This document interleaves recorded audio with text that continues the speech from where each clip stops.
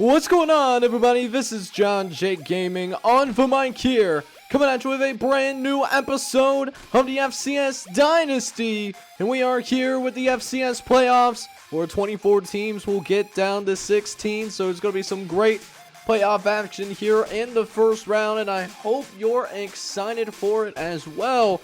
Make sure you go ahead and smack that like button for me.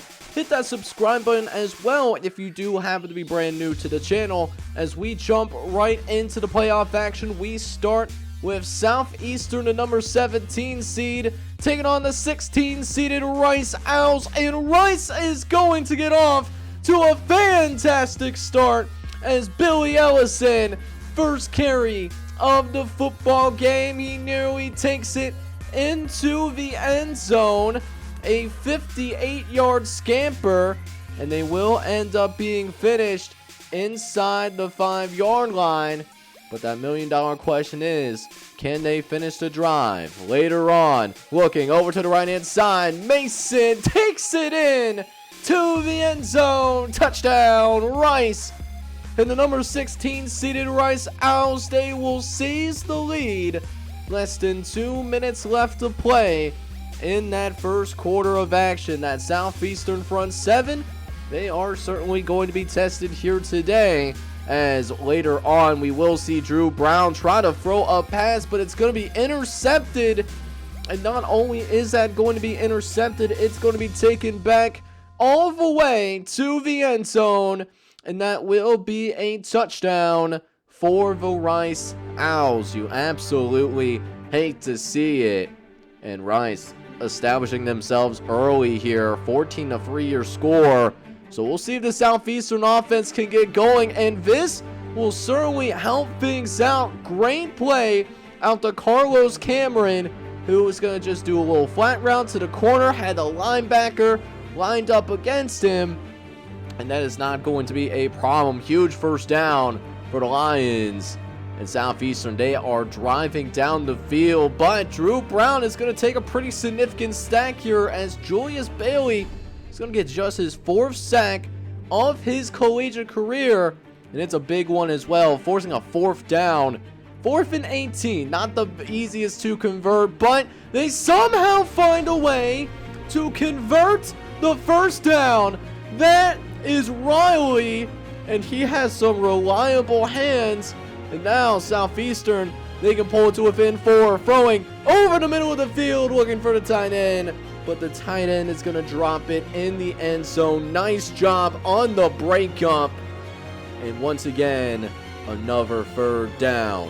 How will the Lions attack this? 4 yards to go. Brown, under shotgun formation, is going to be a handoff to the tailback. And the tailback is going to find his way into the end zone. Touchdown, Lions. And just a 4-point game now, as Southeastern and Rice, they are giving us a game that we wanted, a very competitive game, but it does seem like Rice, they are exerting their will. You know, Southeastern and Rice, they have 2 different styles of playing. Rice, they like the ground and pound, take control of time of possession, but Mason forced the pass here, and the linebacker is actually going to get his hands on this football. That's an automatic first down for the Southeastern Lions, as they're going to take over. Great field position, as Louis Mason just making an ill-advised decision, trying to push the ball downfield, and it's going to be intercepted. So Southeastern, they're able to turn around and get a field goal out of that. So 13-14 is still your score. Rice still has the lead, but the ball is on the ground. And Southeastern, they are going to recover. The Lions defense, they are certainly roaring now, as that's a huge play that is going to help propel Southeastern into the lead. They get a couple of field goals. So here they are, up by 5, and Mason with a chance to give his team the win. And they're going to come up short. Southeastern, in their very first FCS playoff game, they are actually going to win their very first playoff game, taking out a team that went all the way to the national semifinals back in year number 3. But Rice will not be making that deep run again here, as they will be bounced in the first round. Southeastern, they get the prize and joy of taking on the number 1 seed in the next episode. They will take on fellow conference opponent Georgia Southern, who is that number 1 overall seed, in the second round of the FCS playoffs. But we move on to yet another FCS playoff game. We got the Brown Bears, who are representing for the Ivy League. They are the champions of that conference, but they have a tough draw for sure. They are taking on the defending national champions, the New Hampshire Wildcats, who come in number 9 seed. They did not get a first round bye. We'll see if Brown can pull the upset of the century here in the FCS playoffs. No score to start this game. We got a 3rd and long. Baggio is going to drop back the pass. Fires over the middle of the field, and it's caught. It's completed, and it goes for a significant gain to Terrence Slaughter. And just nobody around him. That brother, he was wide butt naked open. And the New Hampshire Wildcats, they're on the move, and they're looking for a touchdown, and they're going to get it. Touchdown, New Hampshire. That's going to be a 27-yard strike, and Bruno Baggio with his right arm is going to help the Wildcats take a 7-0 lead. With that being said, Patrick McCoy, he is the quarterback for the Brown Bears. He's going to try to keep his team in the game as long as he can, but the biggest thing about this New Hampshire team, you cannot, and I mean absolutely cannot, lose the turnover battle against New Hampshire. It's the last thing that you want to do. Throwing the ball directly to Tavita Bean, by the way, probably not the move. It's going to lead to a field goal.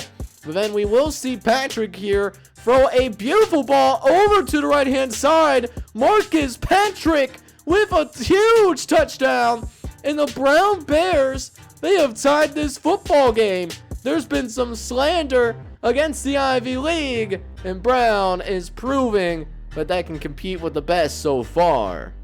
So still a tie game here in the first quarter, and puts the pressure on the true freshman looking for his receiver downfield, and Bruno Baggio, he is going to respond in kind. Touchdown, New Hampshire.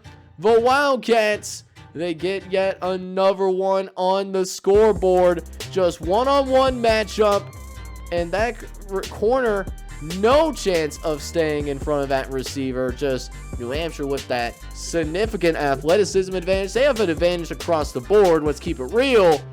Marcus Packers could be in for a very long day, and that is a perfect example of why that could very well be the case, as Marcus Patrick is going to be intercepted here yet again. His second turnover for the young quarterback. But they do get lucky. New Hampshire was held to a field goal, so still a 2-possession game for now. We're really starting to see this Brown offense really fall apart.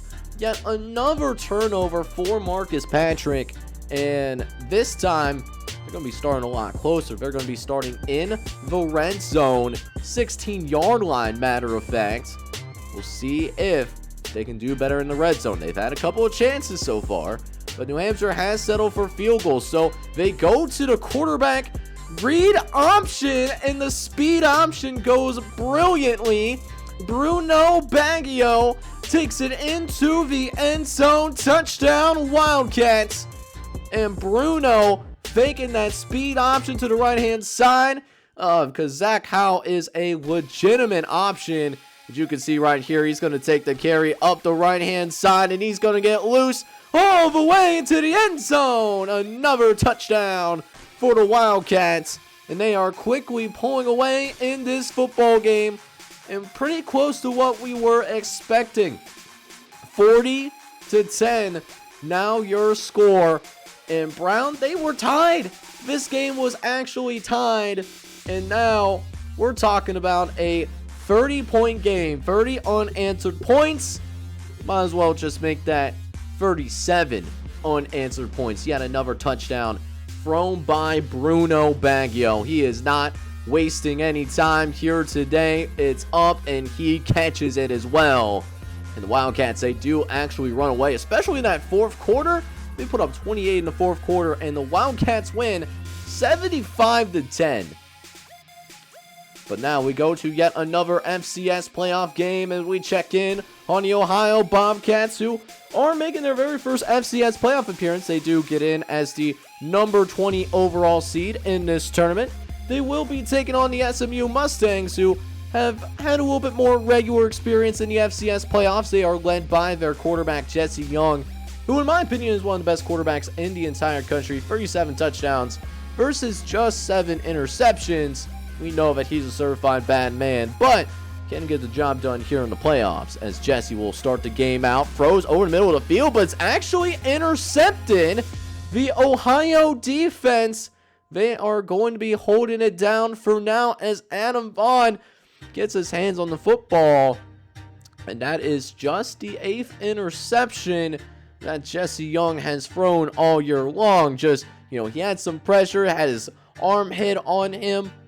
But now the million-dollar question is, can Ohio score enough points to win an FCS playoff game? We know about their defense, but that offense has some more question marks. And right now, they are not necessarily passing this test with flying covers either, as we do see Jay Edwards, who, by the way, is coming off a 5-interception game against Central Michigan in the, I believe, conference championship game. He will do a little bit better there, lead his troops down the field, gets it into the end zone, and Ohio will take the lead here late in the first quarter. We do have ourselves a 7-3 lead to work off of for the time being. Following the Ohio touchdown, though, Jesse Young will drop back the pass, gonna get it out to the right-hand side, makes a man miss, makes a second guy miss, and he is going to be gone like a girl in a country song, even doing a little bit of diving right on the O in Ohio. So the Ohio Bobcats, they temporarily had that lead, but that lead will not last very long as he makes 2 guys miss there on the perimeter. And that's what happens when you can't wrap up and tackle. It leads to some bad things on the back end, and that's exactly what happened. So it's going to continue to put pressure on Jay Edwards and company, and it just seems like Jay Edwards is just not ready for the moment. He throws his 2nd interception here in the first half, kind of telegraphs that deep throw over the right-hand side, as Edwards, did almost get hit as he threw that football. But now, 3rd and goal from the 8-yard line. Can SMU take advantage? Jesse, all the time in the world to throw, but he going to be intercepted himself. Ronald Parks, you want to pick a heck of a time to get your very first interception of the season. That's how you do it, baby. Doing it in the FCS playoffs, and it keeps the Ohio Bobcats. They are going to remain in this football game. 1st and 10 from the 20 following the turnover. They did get a touchback. Edwards is going to be aggressive downfield, looking over the right-hand side, but it's going to overthrow his receiver. And it just seems like neither team really wants to go to the FCS playoffs. It seems like yet another turnover for Jay Edwards, and just a tough luck there. SMU will turn that around and get a field goal out of it. So now it is officially going to be a 2-possession game, but not very long, as Jay Edwards is going to actually complete a pass to his receiver. Not to the defender, not to one of the grounds crew. No, an actual receiver. Touchdown, Ohio. They're right back in this game. And it's still a very close one as well. 3rd quarter, Jesse going to respond right back. He's going to get a touchdown pass of his own. The fans in the stands, they are enjoying it. Yet another touchdown for the SMU Mustangs. And Jesse Young going to get his 2nd touchdown pass of the game. He is now sitting at 39 touchdown passes on the season. Again, a very good year for Jesse Young, but what's great about SMU is that they are stepping up on the defensive side of the football, as Jay Edwards is going to be intercepted yet again. And that's 9 interceptions just in the last 2 games alone. It's been brutal How he has not been benched yet, I have absolutely no idea. But I don't control the coaching decisions. I just sit here and give you the commentary, give you this game action. You know, we try to keep it as neutral as possible over here. But Jesse Young's going to throw yet another touchdown pass, so he will hit 40 touchdown passes on the season. And it does look like SMU, they are getting ready to run away with it right now. Ohio, they need a little bit of luck in order to make some things shake. Ohio, down the sideline. His star receiver, he's got a touchdown already. In the offense, he'll also get a touchdown in the special teams as Bonner takes it to the crib. And Ohio responds right back immediately. But now they'll need that national championship caliber defense to step through and, you know, get some big time stops. But it doesn't look like that's going to be happening right now. Yet another score allowed by the SMU offense. It's 38-21. They're looking really good right now. 17-point lead going into the fourth quarter. You get another turnover. You literally cannot make this up right now. We're talking about 5 turnovers in this game. In the SMU Ohio game, we talked about this offense a lot in the preview for this particular game when we were talking about the first round matchups. But that being said, SMU, their defense is doing some things as well, and they're trying to pull away. They're trying to move on to that second round, as we will see Bonner break some tackles here. How about this? Somebody call Houdini because we got a magician on the field. Touchdown, Ohio. And the Bobcats will score yet again. Cuts it down to just a 10-point game. But unless there's a miracle here, it looks like SMU is going to win the football game as Edwards tries to throw deep downfield one last time, but it's intercepted yet again. And here's the crazy part in all of this. Ohio, they were in this game in spite of their quarterback who threw 6 interceptions. A brutal performance. But SMU, they are certainly not going to be complaining. They are going to win by a final score of 41-28. And they will be moving on to the second round of the FCS playoffs. They will take on the number 4 seeded Eastern Kentucky Colonels. Now, that will be a fun game. You know, SMU and Eastern Kentucky, they do have 2 different philosophies when it comes to their offensive play style. So it'll be an interesting matchup for sure. It's something that I'll definitely keep an eye on. But speaking of first round matchups to keep an eye on, we now have Eastern Washington, who is making their very first FCS playoff appearance in this entire series. They do make it in as the number 21 overall seed, getting it as an at-large, by the way. And they'll be taking on the Akron Zips. Akron Zips, they're a little bit more talented. They have a little bit more playoff experience on their roster as well. Eastern Washington, no one on this roster has been to the FCS playoffs. So it'll be interesting to see how the Eagles handle this type of pressure early on. And not that great halfback pass to start things out. And the halfback is actually going to complete a pass here. It goes for a first down. So not exactly how you want to start a game, but that's how we're going to get started as Steve Spurlock. He's going to throw over to the left-hand side. It does get completed, but the Eagles are going to force a turnover on the football field, and it's going to go for a Eastern Washington first down, and they're going to go have some great field position as well, starting out at really across midfield, really, as Mitchell did a great job of stripping that ball away. However, Eastern Washington doesn't do anything. No offense really does anything. We're still scoreless here after 1 quarter of action. But Carl Joseph Falzon, he's going to try to attack downfield, and he is going to be intercepted.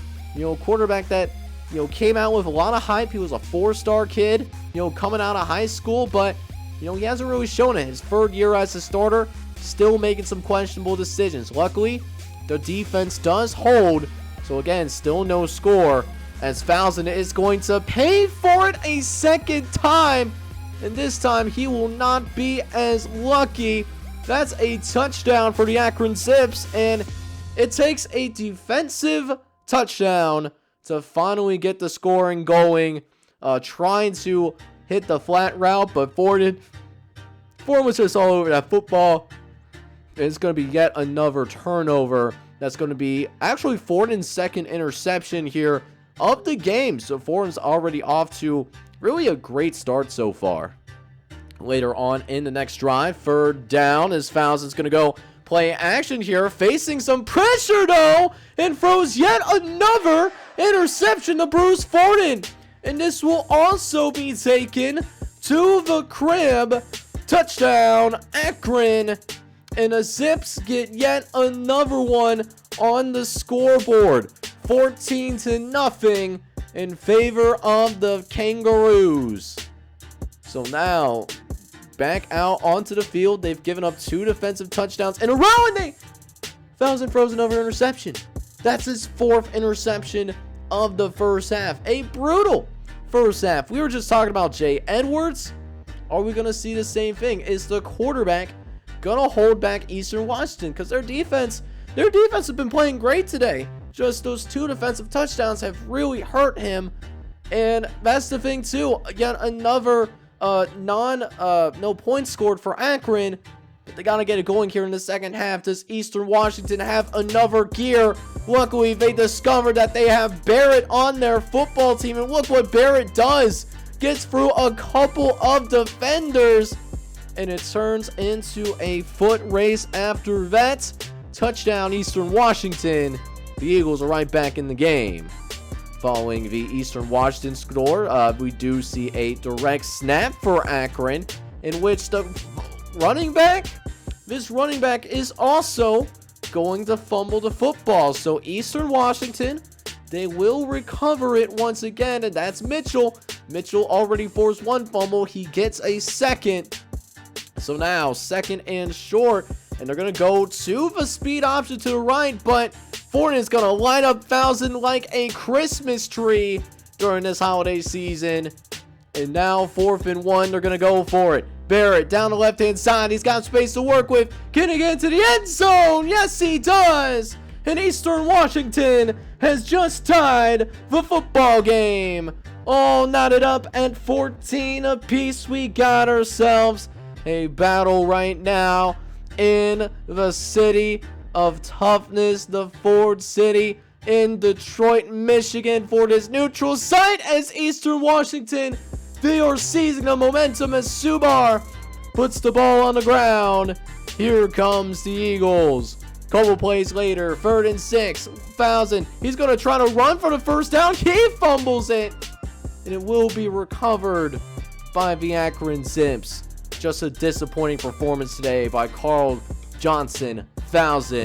One of your guys' customs, by the way. I won't say whose custom, but you know who you are if you're watching your custom being down bad right now. But still a tie game, nonetheless. No one scored yet. But we will see a change in the scoreboard, though, as the special teams start to get a little bit involved now. A touchdown for the Eastern Washington Eagles. It's going to make it 21-14. And special teams is going to really play a difference in this game. Bass, he's playing the ball 6 times today, but he already gave up 1 touchdown.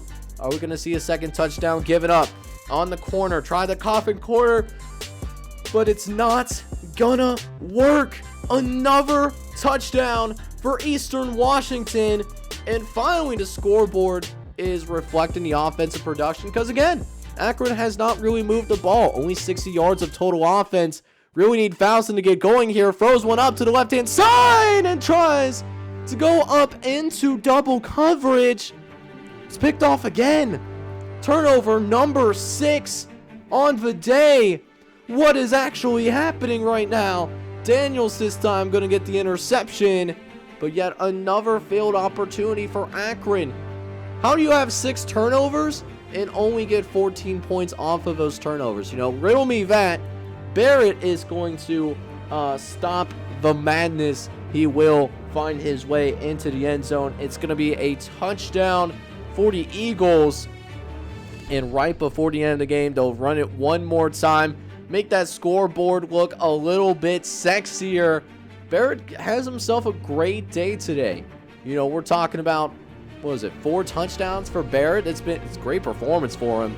And that being said, Eastern Washington's going to win their first FCS playoff game in this series. So congratulations to Eastern Washington. They will be moving on to the second round, and they will be taking on the number 5 seeded San Diego State Aztecs, who only lost 1 game. And I'm sure that coach is going back into the locker room, letting his guys know that those turnovers are not going to fly in the second round, no pun intended. But a gutsy win here for the Eastern Washington Eagles. So now we check it. We keep the FCS playoff action going. We don't have time for breaks, and we're about to break it out between Temple and Samford. Samford going to be making their very first FCS playoff appearance, and actually do get a pretty good seed in this tournament. They are the number 15 overall seed, and they're led by their quarterback Ashton Hines. But good take on a big opponent here in Temple. This is I believe their 3rd FCS playoff appearance. They did not make it last year, if I'm not mistaken. Temple comes in as number 18 seed, but the Samford defense is going to step in and play pretty well early on. Hans Wofford, the true freshman for the Samford Bulldogs, one of your guys' customs as well. He almost lands on the fumble, but doesn't exactly get there. But Ashton Hines, he will be getting things going here. He's going to get a good run downfield. He's got one more person left to beat. He can't beat him. But Ashton Hines, this is what I've loved to see, and this is why Samford is a playoff team. Ashton Hines is one of the underrated dual threat quarterbacks in the country. At 23 touchdowns, 7 interceptions, plus that obvious running threat, he can gash you both ways. But so can this running game. And while Asante Randolph Jr. is not playing, he is hurt, unfortunately. Hopefully, if Samford does win and move on to the later rounds, we will see him later in this tournament. They will still take a 7-0 lead, so good start for the Samford Bulldogs. But Temple, they know a thing or two about running that football as well. And Samford, they're going to also give up a score. And Pope is going to baptize the Samford defense for a long touchdown as well. We got ourselves a tied game here at 7 apiece. We move on to the second quarter. Maynard looks downfield. He's got a one-on-one matchup. Throws it up, and it's going to be caught. Touchdown, Temple. And the Owls get another one on the board. Ever since down 7-0. Maynard, the backup quarterback, by the way. He's subbing in for the starter, who's out for the year. Temple's got the lead, and they're going to look to build on that lead as Maynard. He's going to look to throw another one deep downfield, but it's going to be intercepted this time around by Justin Rogers. And Justin Rogers did something really good there. He's going to make sure that, hey, we're not going to give up any stops here. Not today.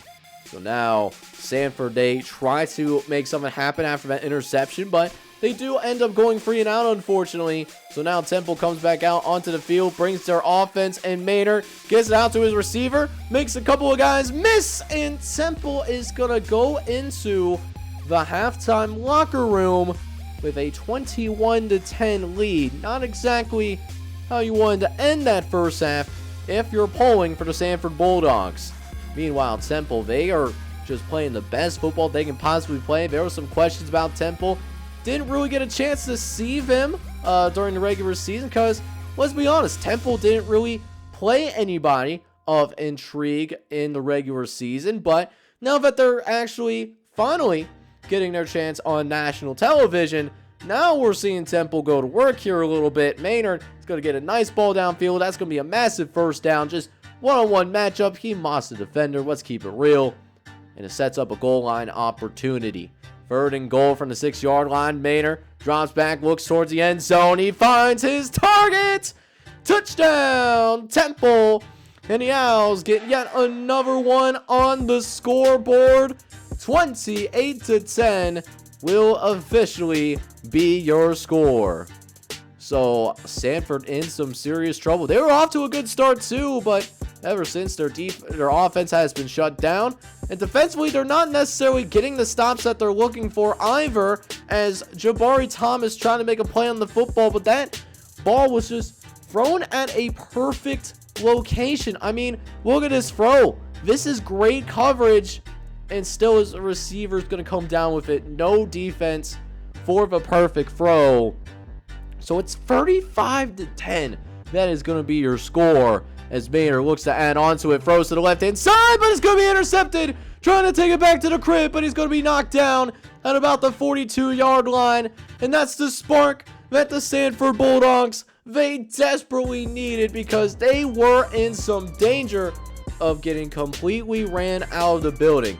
That is not an overstatement by any means. So now Samford with a chance to cut into this lead a little bit, gets to their tailback, and the tailback, he's going to run his way into the end zone. That's a touchdown for the Bulldogs. But it's going to be, too late and $1 short. Samford is going to fall in their very first FCS playoff game. They do end up losing by a final score of 35-17.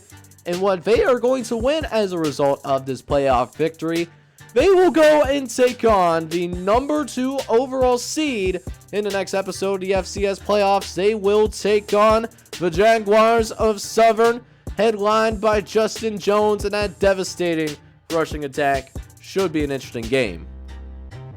But while the Temple Samford game was going on, we also had another game in which Utah State was facing up against Central Michigan. And what a surprise, Utah State, they are actually going to pull off the upset here, as Dustin Arnold is going to throw 4 touchdown passes in a 37-14 victory. So the Utah State Aggies, they will move on to the second round to take on Southeast Missouri State, who is the number 7 seed in the FCS playoffs this year.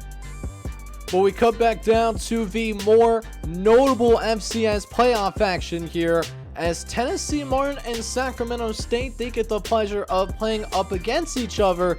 And the beautiful thing about this game is that both of these teams are here in the FCS playoffs for the very first time. So congratulations to both teams. Sacramento State, they are here as the number 14 overall seed, while Tennessee Martin, they are also here as an at-large, but they are here as the number 19 seed. So that does mean that Tennessee Martin, they will be the road team in this matchup, and they look like the lesser team compared to Sacramento State, because Sacramento State, they do get a turnover that linebacker's going to pay for it. Meanwhile, late in the first quarter, Corey Hall is going to drop back the pass, looks to the left-hand side, finds his star receiver, Jacob Hill, who nearly takes it to the crib, but is just going to fall a little bit short here. It still goes for a really big gain, though. And Sacramento State, they are in business inside the 10-yard line. Next play, Corey Hall is going to line up under his center. He will drop back the pass, looks to the left, and finds his receiver. Touchdown, Sacramento State. And the Hornets are going to take a 7-0 lead late in the first quarter. Can Donnie Jacobs respond? He wants to get a touchdown too, and he's going to get one as well.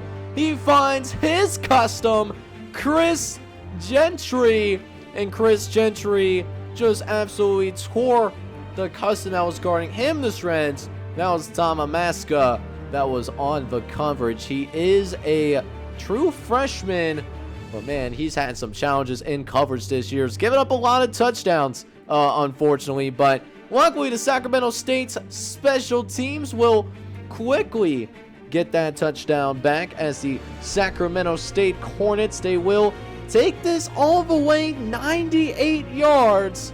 14-7 now your score. Following a Tennessee Martin 3 and out, though, Corey Hall looks over the middle, looks for Espinoza, and Espinoza, he's never going to receive that football. Tyler Johnson, he will put his hands on the ball, and he will catch it, and it will be caught for an interception, as Corey Hall just put his defense in a really compromising position, and it gives Tennessee Martin a chance to tie. Third and long, though. Jacobs looks over the middle of the field. He's going to be intercepted as well. Trying to target Chris Gentry, but Johnny Jacobs instead is going to go and throw his second interception of the game. Just a tough look here as now still a one-score game. They go to the ground game at this point. If they gave up, a couple of interceptions, it's now the Marcus Harris show, his biggest run of the day. Just, nice job by the offensive line on that toss, by the way, to create that positive space.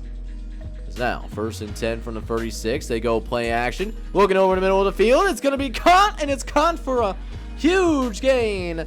First down for the Skyhawks as they try to soar back in the air as well and find that end zone. But they are certainly built to do that. One of the best red zone teams in the country. Can Donnie Jacobs keep that going? Looks left-hand side, but it's going to be intercepted. He tried to throw it up into triple coverage. What are we doing? What are we actually trying to do here? I mean, look at what Donnie Jacobs was looking at. I have no idea what he was looking at. He was looking for his stud receiver, and it just didn't work out. So Sacramento State, they will take the red zone opportunity. They get the stop that they're looking for, but something that does happen during the course of this game, Corey Hall gets shaken up. That's been a problem for Sacramento State. Corey Hall has not been very healthy throughout the year, so Dwar McNair has had to step up multiple times as a true freshman. The same will have to happen here, but some bad luck as Dwar McNair's pass is batted at the line of scrimmage, and a linebacker just happened to be in the right place and the right time. And that's how Tennessee Martin's going to tie this game. 14-all as Jacobs throws to the left-hand side. He also is going to throw an interception. It's basically been a game of hot potato. Neither team wanting to win their first FCS game in playoff history. But we'll see if either team can pick it up as McNair, he's going to try to run it over the middle of the field. Gets it off to his tailback, but Willie Hendricks, he's going to put the football on the ground, and Tennessee Martin here, all of a sudden, they got themselves the lead. They got the actual lead, you guys. And the Skyhawks, they might be pulling an upset here. We'll have to wait and see. 1:30 left to play in the third quarter as McNair fakes the toss, looks downfield, he's going to fire, and it's going to be caught. He finds Brandon Davis. Touchdown, Sacramento State. And we're all back to being a tie football game. 21 apiece is going to be your score. But after that, Tennessee Martin, they're able to march down the field, get a field goal. So it's back in the hands of McNair. 17 yards separating them, and a playoff appearance, but McNair fumbles. It's going to be recovered by the Skyhawks. Chase Robinson with his 9th sack of his entire career. And it's arguably the biggest one that he has had. And it looks like the Skyhawks, they're going to win in their first ever FCS playoff appearance.